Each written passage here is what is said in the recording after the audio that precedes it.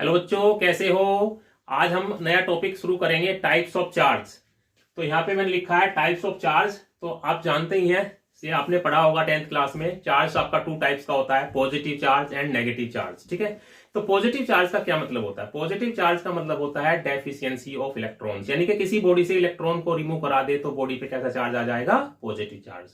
उसी तरह से यदि किसी बॉडी में इलेक्ट्रॉन्स की एक्सेस हो जाए, इलेक्ट्रॉन आके ऐड हो जाए बॉडी में, तो बॉडी पे कैसा चार्ज हो जाएगा? Negative charge. तो वही चीज यहाँ पे हमने लिखी है। तो पॉजिटिव चार्ज मतलब होता है डेफिशिएंसी ऑफ इलेक्ट्रॉन्स, यानी कि कोई बॉडी है, यदि उसमें पॉजिटिव चार्ज है, इसका मतलब क्या है? इलेक्ट्रॉन उसमें कम है। इलेक्ट्रॉन क्या है? लेस देन ऑफ प्रोटॉन होते हैं उसके अंदर। उसी तरह से नेगेटिव चार्ज में क्या होता है? एक्सेस ऑफ इलेक्ट्रॉन्स होता है, इसमें इलेक्ट्रॉन ज्यादा होते हैं, यानी कि इलेक्ट्रॉन ग्रेटर देन प्रोटॉन होते हैं उस बॉडी के अंदर। अब तीसरे केस आता है कि न्यूट्रल बॉडी क्या है। न्यूट्रल बॉडी पे क्या होता है कि नेट चार्ज जो होता है वो जीरो होता है। तो यहां मैंने लिखा भी है, on a neutral body the net charge equal to zero. इसमें क्या होगा कि प्रोटॉन इक्वल टू क्या होते हैं? इलेक्ट्रॉन। इसमें दोनों इक्वल अमाउंट में होते हैं, इसलिए नेट चार्ज जीरो होता है। तो हमें ये कैसे मालूम हुआ कि चार्ज 2 ही टाइप का होता है, 3 टाइप का क्यों नहीं होता है? ठीक है, पॉजिटिव नेगेटिव क्यों होता है? तो इसके लिए एक साइंटिस्टों ने एक एक्सपेरिमेंट किया होगा। तो उन्होंने क्या किया, एक ग्लास रोड ली, जिसको सिल्क से रब किया। ठीक है, ग्लास रोड को क्या किया? सिल्क के साथ रब किया। ठीक है, उसको सस्पेंड किया बाय थ्रेड। दूसरी ग्लास रोड जो कि सिल्क के साथ रब की, उसको भी सस्पेंड किया बाय थ्रेड। दोनों को देखा कि एक दूसरे से रिपेल कर रही थी। तो क्या शो कर रही थी? रिपल्सन।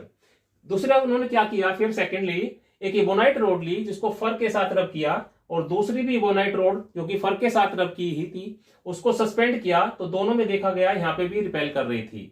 लेकिन तीसरे केस में फिर क्या देखा, एक ग्लास रोड ली और उसको सिल्क के साथ रब किया और सस्पेंड बाय थ्रेड। दूसरी इबोनाइट रोड जो कि फर के साथ रब थी, उसको सस्पेंड किया उसके पास में, तो देखा वहां पे अट्रैक्शन हो रहा था। ठीक है, this shows that the charge developed on a glass rod rubbed with silk is different from the charge developed on an ebonite rod rubbed with fur. ठीक है, तो कन्वेंशनली साइंटिस्ट ने ये मान लिया कि charge developed on glass rod is taken as positive and the charge developed on an ebonite rod is taken as negative। ठीक है, तो इसको यहां से स्क्रीनशॉट भी आप ले सकते हैं। ये हमने लिखा यहीं पे, ये चीज है, this shows that charge developed on a glass rod rubbed with silk is different from the charge developed on an ebonite rod rubbed with fur. ठीक है, तो conventionally the charge developed on glass rod is taken as positive and the charge developed on an ebonite rod is taken as negative. तो ये topic हमारा complete हो जाता है students. तो इसका आप स्क्रीनशॉट ले सकते हैं, और यदि आपको वीडियो अच्छी लगी हो तो इसको